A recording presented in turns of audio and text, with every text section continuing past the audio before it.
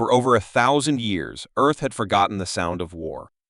The sky no longer thundered with weapons, and children grew up learning about battles only in museums and history books. Cities stretched like glass gardens beneath the sun, powered by clean energy and governed by united councils. There were no armies, no weapons, only peace and progress. Humanity had moved past violence, or so they believed. But beyond the edge of the solar system, where humanity's influence thinned into the dark, something ancient stirred.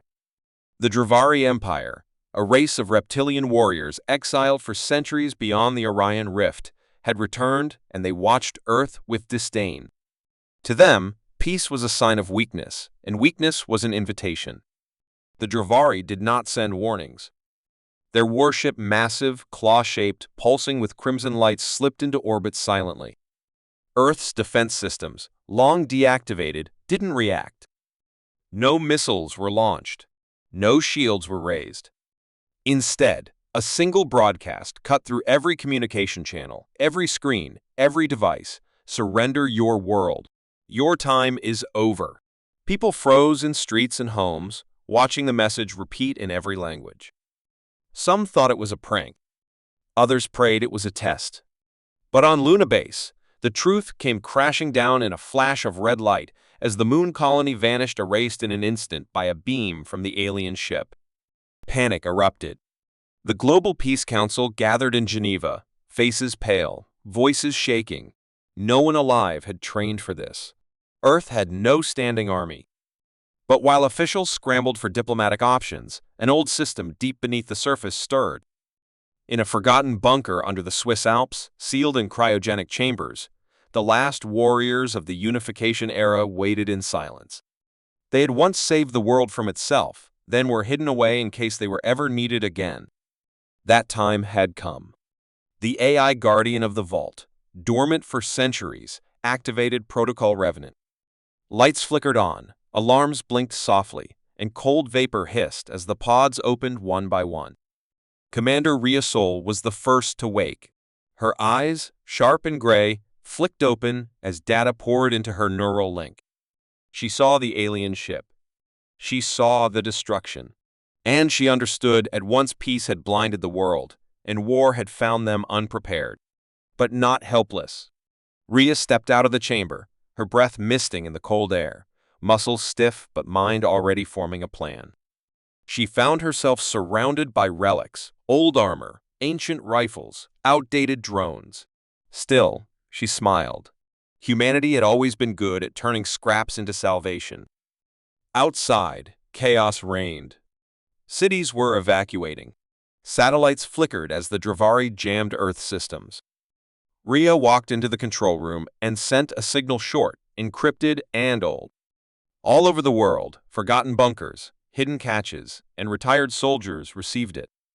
Men and women who had once trained in secret, taught to prepare for a day that would never come, heard the call. And they answered. In a matter of hours, underground resistance cells were forming, guided by a woman who should have been a ghost. Rhea moved quickly. She knew time was short. The Dravari would not wait long. But humans had something the aliens did not understand: resilience. For 1,000 years, they had chosen peace. But buried in their DNA was the memory of fire. And now, the fire would rise again. In the dark of space, the Dravari commander watched Earth with cold yellow eyes. He believed the humans would kneel. They always did. His ship charged its next cannon. But on Earth, deep under the mountains, a forgotten warrior stepped forward. She looked to the stars, not with fear, but with fury. The world may have forgotten war, but war had not forgotten her. And she was ready to teach the stars what humanity truly was. Beneath the cold stone of the Swiss Alps, the awakening of Commander Rhea Sol echoed like thunder in silence, a ripple through time that reached forgotten corners of the earth. She moved with purpose now, her mind sharp and focused, but the world she had returned to felt distant. The air was thinner, cleaner, too quiet, and the people outside, leaders, scientists, citizens, had eyes filled with hope, but hearts crippled by fear. Earth had changed, yes, but war had not. The Dravari ship still loomed above like a predator in the sky, silent but ready, as if daring humanity to resist. The news of Lunabase's destruction spread faster than light, and no one doubted anymore it was an invasion.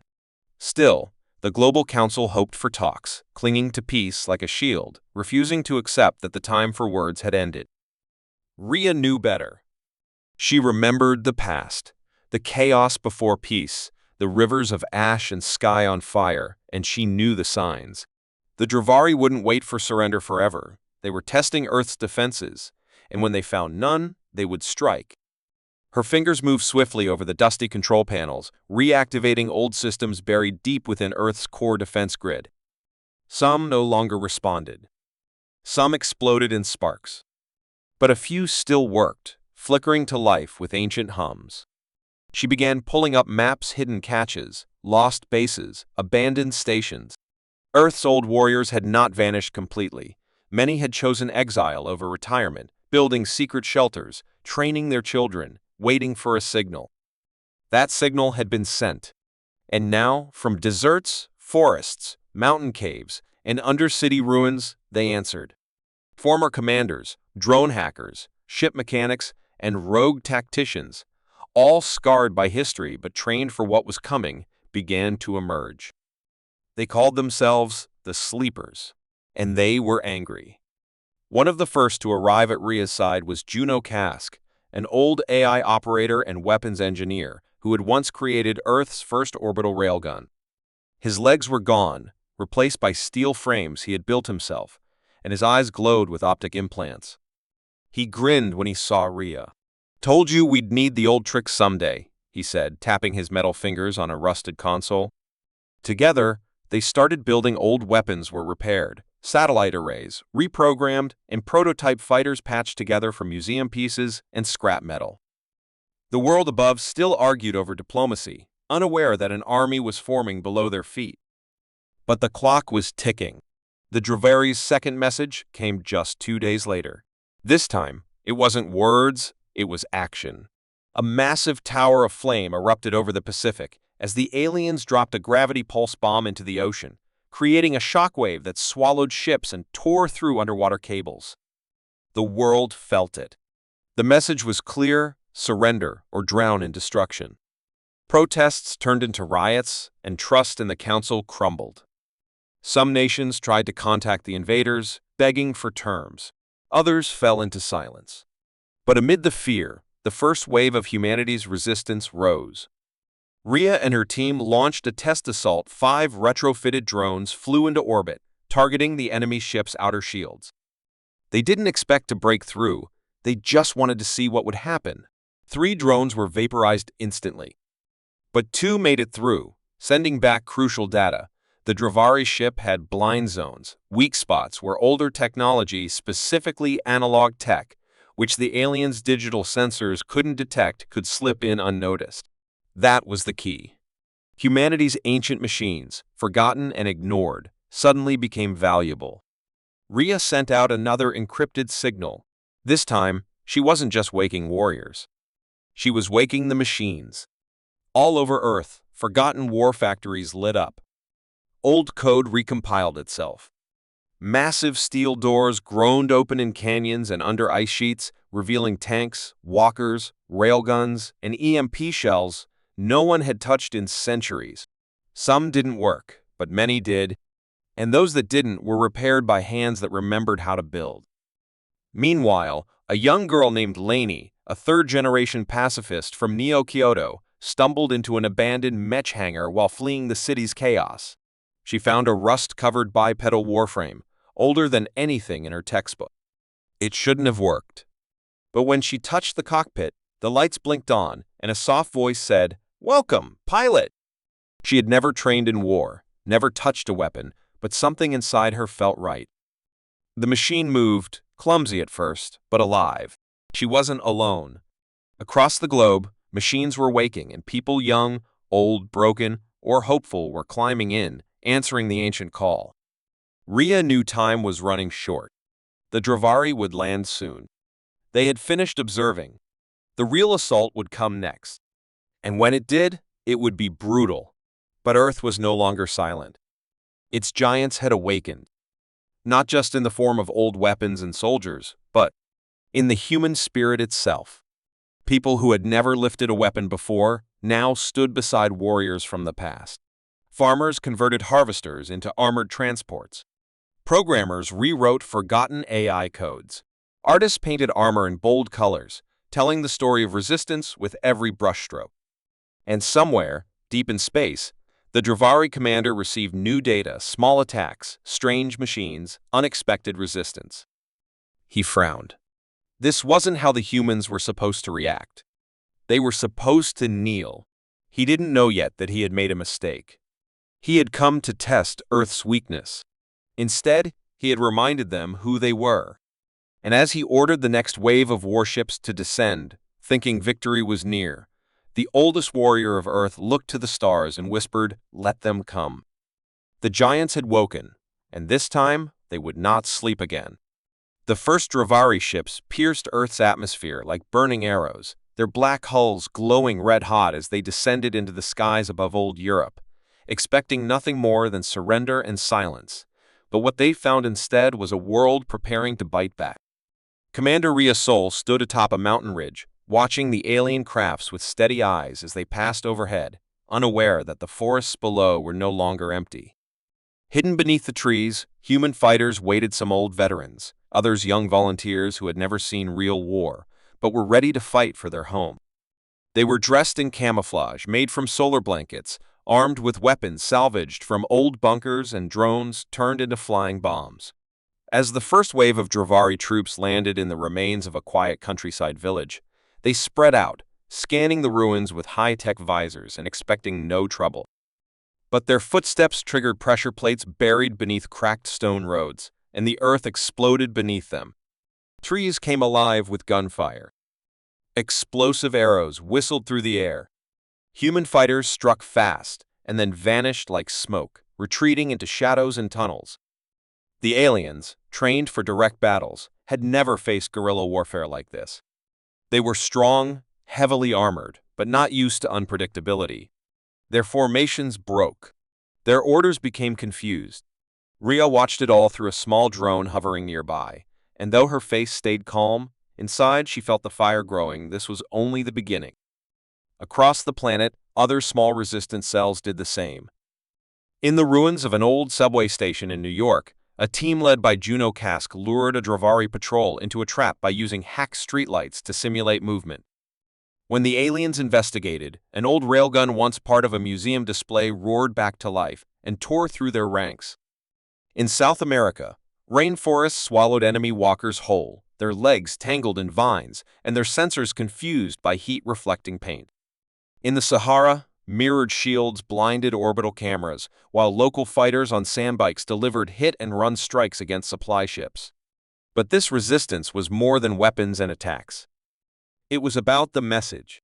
Ria knew that they had to do more than fight. They had to show the galaxy that humanity was not broken, not weak. They needed to light a signal so bright that others in the stars would see and remember that Earth did not fall easily. So, they planned a bold mission. The Dravari had set up a command tower in orbit above the Indian Ocean, a tall spire that acted as a relay for their fleet's operations. If they could take it, even for a short time, they could send a signal out. Not a cry for help, but a warning. Earth was fighting back. The mission was dangerous. The tower was heavily guarded. But Ria handpicked a small team, a pilot named Soren, who had once flown stealth missions over Titan, Lainey, the girl from Neo Kyoto, who now moved like a veteran in a restored warframe, and Juno, who rigged their stolen Dravari shuttle with analog tech to avoid detection. They launched at night, flying through gaps in enemy radar, hugging the edge of the atmosphere. The shuttle shook with every adjustment, and the stars around them looked quiet, but the threat was everywhere. As they approached the tower, they used the blind zones discovered during the drone tests to slip in close. The docking clamp gripped their ship hard, metal against metal, and then they moved fast, storming the tower's lower levels with silence and smoke grenades. The inside of the tower was sleek and cold, filled with pulsing lights and hissing machines. Dravari guards responded quickly, but the human team was faster. Ria led them through tight halls using blueprints downloaded from old space missions, and when they Reached the control chamber, she didn't hesitate. Juno plugged in a drive, bypassing the alien code with ancient Earth programming. The screens flickered. Alarms blared. But before the tower's systems locked them out, a message shot across the stars. A simple one, broadcast in every language. We are still here. Earth fights. That signal changed everything. On distant colonies, once ruled by fear, people stood up. On moons where the Draveri had taken control, revolts began. Humanity's resistance was no longer a whisper. It was a fire spreading fast. But the mission had a price. The tower's defense systems activated fully, and escape became nearly impossible. Soren was wounded protecting the exit route. Laney carried him back to the ship, but they lost precious time. As they fled the tower, enemy ships gave chase. Explosions rocked their path. The shuttle shook violently as it re-entered the atmosphere, flames licking its sides. They barely made it back. But they did. The team returned to Earth, bruised, exhausted, but victorious. People across the planet cheered. Underground bunkers roared with hope. Even in the council chambers, where fear once ruled, courage returned. The Dravari commander, watching from orbit, narrowed his eyes at the broadcast. This was not what he expected. These humans were supposed to break. Instead, they were rising. He ordered new reinforcements. Larger ships. More troops. He would crush this spark before it became a wildfire. But it was already too late. The spark had caught, and Rhea knew what was coming next. She looked out across the Earth, seeing cities preparing defenses, people training, old flags rising again. Humanity was awake now. Awake and ready. And though the real war had only begun, they were no longer fighting to survive.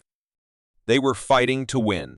The days after the tower broadcast were filled with noise, movement, and growing fire across Earth, not fire of destruction, but fire of unity, of purpose, of a species waking together and preparing to stand as one.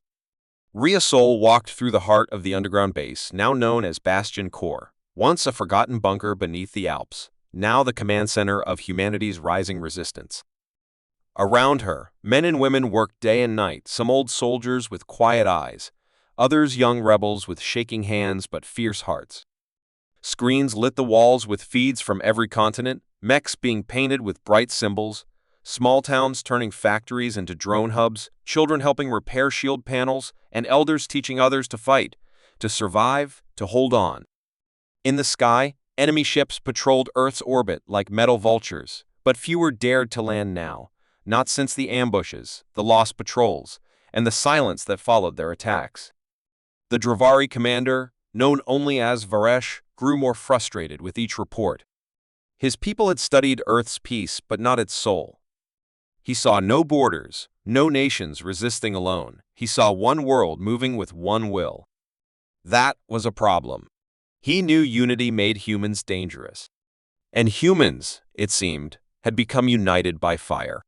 Rhea sat in a war room surrounded by commanders from all corners of Earth, some in uniforms, some in robes, some with weapons that looked like they were built in backyards. But every voice mattered. No one cared about language or background now, only survival. The plan was bold. Strike at the main Dravari ground base, located in a shattered mining zone once known as the Steel Scar. It was built like a fortress with alien towers, plasma shields, and drone nests, but it had one weakness. Power lines, massive conduits beneath the surface, fed energy from an orbital siphon, and if those could be cut, even for minutes, the base would go dark. That was when Earth would hit it with everything. The Resistance called it Operation Emberfall. Rhea would lead the main strike. Juno would jam the skies with old satellites repurposed into mirror arrays. Laney, now one of the most trusted mech pilots, would take a vanguard unit through a canyon path, using the terrain to sneak close. Fighters from Africa, Europe, Asia, the Americas, and the islands would fight side by side. No flags, no countries, only Earth. The day before the mission, the skies turned orange from atmospheric dust, a strange sunset painting everything gold. Rhea stood on a ledge outside Bastion Core, looking up at the stars. She thought of the past of war, of peace, of everything lost and everything found again. She knew many might not return from this mission, but she also knew they had no other choice. The next morning, the world moved as one. Fighters launched from desert plains. Submarines rose from the depths with hidden railguns. Mechs stomped through frozen valleys. Civilians turned militia-loaded gear. Not behind walls or under bunkers, but out in the open, unified by a fire that had never gone out, only hidden for 1,000 years. Commander Rhea Sol stood at the command ridge of Bastion Core, her face calm, her eyes sharp, the same eyes that had once seen the world burn in the last Great War and now saw a new kind of fire hope. Around her, voices filled the air, not of panic, but of purpose. Engineers locked down defense grids, pilots checked their craft, children carried messages between tents, and soldiers from every land shook hands as allies. Across every continent, every hidden base, every stronghold, Earth had sent the same message: hold your ground. Rhea's final orders had gone out hours ago. Activate all planetary defense satellites. Charge the Skylance, a massive railgun hidden beneath the Himalayas, and position the last remaining fleet of retrofitted ships into low orbit. Juno Kask, his metal limbs now humming louder with each movement, stood at the center of the Bastion command console, guiding power flows and syncing every last satellite to fire as one. Laney, the young Mech pilot who had once stumbled into war, now led the largest strike wing Earth had ever flown, her warframe Emberwolf now painted in bright red streaks, a symbol of courage that had become legend among fighters. But even as the world prepared, the sky above darkened. One by one, massive enemy ships broke from the blackness of space, each shaped like a spear, sleek and deadly, descending in perfect formation. At the heart of it all was the Dravari flagship, a city-sized dreadnought named the Revenant, commanded by Varish himself, the cold strategist who had underestimated Earth once but never again. This time, he would leave nothing standing. From orbit, the enemy launched waves of plasma bombs toward key cities, but Earth's satellite net caught many of them mid-air, detonating them far above the ground.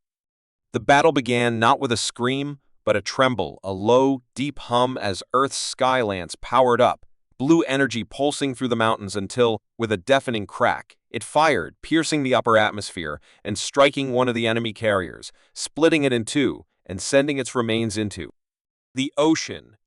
Cheers erupted across command centers, but no one paused. More ships came. More weapons fired. The skies over the Pacific turned to fire as Earth's fighters clashed with the enemy's interceptors. Old engines against sleek machines, chaos against order. In the ruins of New York, mechs fought ground troops in alleys and towers. In Africa, railguns hidden in old mines tore apart enemy walkers. On the sea, repurposed submarines launched torpedoes toward alien command vessels. Every front was alive. Every inch was fought for. But then, the Revenant moved.